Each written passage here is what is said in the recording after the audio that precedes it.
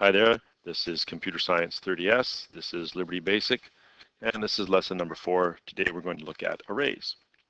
Now in BYOB we were introduced to lists. In most languages these are referred to as an array. So you already know about arrays. In BYOB we call them lists. Generically speaking, just about every computer language has some form of an array as a way to store data. Let's just have a look at this here, and please note this is an extremely bad idea. Ask for a name, input, please give me your name string. If your name string equals blank, then print no name entered. Go back to quit. If name1 string is equal to blank, then name1 string is your name. Otherwise, put it in name2 string, and name3 string, and name4 string, and name4 and so on. Extremely bad idea. Don't ever do that. Very, very bad idea. Although it would be nice if we could have some way of numbering our names, wouldn't it? Well, that's exactly the idea of an array. Arrays provide a special way to make a single line of basic code refer to any one variable out of a list of thousands. So for example, here I've got Bob is number 1 and Bill is number 2 and Sherry is number 3. In this case, name string bracket 1 or sub 1 is equal to Bob. Name string sub 2 is Bill. Name string sub 3 is equal to Sherry. And the beauty of this is that we can replace this number inside the brackets with some variable, and it is always called the index. It doesn't have to be the word index. It quite often is a X or a J or an I or a K. Those are letters that are commonly used. I like to use the word index because that's what it is. It's which number in the list it is. Very similar to the lists in BYOB. Okay, so let's look at an actual example here written using BASIC. You have to say how big your list is going to be. That's the first statement. Notice the dim statement. So dim name string simply means we're going to create an array that's called name string, contains strings, and it contains 10 items. Notice the comment. My index is equal to 1, which means I'm starting at option number 1 or spot number 1. Input, please give me your name string subindex. So it puts, because index is equal to 1, it puts the first name into box number 1. And while name string subindex is not blank and the index is less than 10, then I bump up to the next spot. This goes to spot number 2, and I get the next name. Give me your name. And now name string, the next name is going to go into spot number 2. And I continue with my loop. If I haven't reached the end, I go up to spot number 3, and the next time I ask for my name, it goes into spot number 3, and so on. When you're all done, you will always have one extra spot because here we've done a blank one. When you go, please give me your name, and you go blank, index will have bumped to the next spot. So you almost always need to subtract one from the index after you're done entering them. And if you go and print the names entered, for index equals 1 to num names, print name string subindex, you'll actually see the names that are in the array. So what I'm going to do, and I would suggest that you try this as well, is to type that in just to see how it works. I'm going to copy and paste it over to Liberty Basic. You should pause the video and have a look at this program.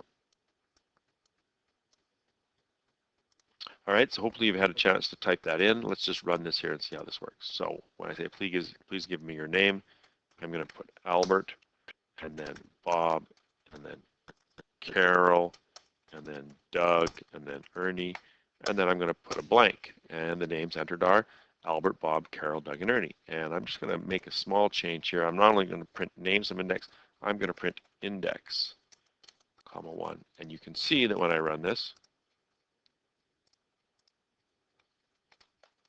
Albert, Bob, Carol, Doug, and Ernie, blank, you can see that Albert is in spot 1, Bob is in spot 2, Carol is in spot 3, and so on. It's a beautiful way to handle many pieces of the same data. Okay, so arrays are going to be a huge part of your computer science for the next little while here. You'll immediately notice the dim statement at the start of this example. This tells BASIC to create an array called name string with a space of 10 items. Because the name of the array ends with a $sign character, this is an array of strings. An array name without a string character would contain numeric values, and you must always declare the size of the array and the type, what type of data you're holding, whether it's numbers or strings. So here's an example to work with numbers. I would recommend once again that you pause the video here and type this in. I'm going to copy and paste to Liberty Basic.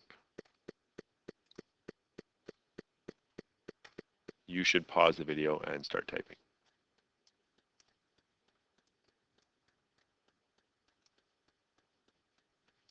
Okay, so I'm going to set up my marks array to contain 10 items.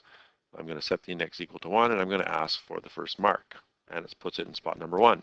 And while the current mark is not equal to 0 and the index is less than 10, I'm going to bump up to the next spot and then ask for a new mark. Please give me your new mark. And then the number of marks equals the index minus 1. That gets rid of that last one. And then here I'm going to calculate the average. So I'm going to go for index equals 1 to number of marks, print mark subindex, and then I'm going to add mark subindex to the total. And then when I'm all done calculating the total, I'm going to find the average by dividing by the number of marks. And it prints the average. Let's just see if this works. So I'll give them easy ones to work with: 50, 60, 70, 80, and 90. 0 ends it. The marks entered are 50, 60, 70, 80, 90, and the average is 70. Clearly this works. Okay, so you should have a look at that program, play around with that a little bit, make sure you understand how that works. Linear search, just like in BYOB, we may have to search an array to find a specific element. An element is a particular item in the array or list. Suppose we're writing a game like Scrabble where we have to search a dictionary to see if a word exists. This might be applicable to a spell check program or maybe an autocorrect program as well. So certainly people that are programming for phones would need to know how to do something like this. A linear search looks at every item in the list to see if it's in there. Please note this is very inefficient. Improvements will come very soon to this. We'll show you how different searches work. Here's the pseudocode. We're going to get the word to search for. We're going to set the index to 1, set a flag to not found because we haven't found it yet. And while we're not at the end of the list and our flag is still not found, then check to see if the current element is the search term, and if it is, print an appropriate response. Otherwise, increase the index value. Go ahead and check the next one. Note that this is assuming that we already have the words entered into an array. We're going to use read data to do this. We're going to improve this using .txt files eventually, but for now we're just worried about the linear search. Here's the code. I will provide it as well in Schoology. I won't make you type it all in. You should get this into your Liberty Basic and have a look at this and see how it works. All right, so hopefully you've had a chance to open up the basic file that I provided for you with the dictionary in it. Let's just quickly have a look at this and see how it works. So the first little bit here, we're going to set the, well, first of all, I guess we're going to set the dictionary to a 100-word list. Obviously, you'd probably need more than that for a real dictionary, but for now, we'll just leave it at 100. This code reads the word list stored into data into the array. I haven't really taught you about read data, nor do I really want to, but it's just a good way of putting all of the words into a list. So the length of the dictionary is equal to 1. We're going to start with word number 1. And while the dictionary word string is not equal to EOF, EOF stands for end of file, we're going to read dictionary word. So what this does is it actually reads, it looks for the word data, and here's the data right here. It looks for the word data, and whatever is in there, in this case it's the word apple, it's going to read that into dictionary word string. And then we're going to set dictionary bracket length dictionary equal to dictionary word string. Unfortunately, you cannot read directly into an array, so you have to sort of do this. You have to read a string and then place that string into the array that you want. And then we're going to increase the length of the dictionary by 1. So all this loop does here is simply read the words into the dictionary. Then we have to subtract 1, and this will remove the word EOF from the dictionary because we don't really want that in there. Here's the data right here. Next thing, input, what is the word to search for? We're going to call it search word string. We're going to reset our index back to 1, and I'm going to set my flag to 0. The word is not found yet. I should probably put a space in here for some readability. So we're going to do this loop while the index is less than or equal to the dictionary. In other words, we haven't gotten to the end, and my flag is 0. I haven't found it yet. Then I'm going to check to see if the current word in dictionary string subindex is equal to search word string, and if it is, we're going to print word found, and I'm going to set my flag, my found flag, equal to 1. And then if that's not true, then I'm going to increase my index by 1. So I'm going to basically search this really here. Good comment on here. This searches the array for the word. And once we've found it, or I've reached the end of my dictionary, then I'm going to end my loop. And here's where I check to see if found is equal to 0. That means that I still haven't found it. And then I would print search word string is not a word. Okay, so you should sort of run that, see if that works. We're going to search for big, word is found, it's there. If I run it and I search for ball, it's not going to find it. Ball is not in the dictionary. And you can imagine how that might work if you're using autocorrect or even a spell checker on a computer.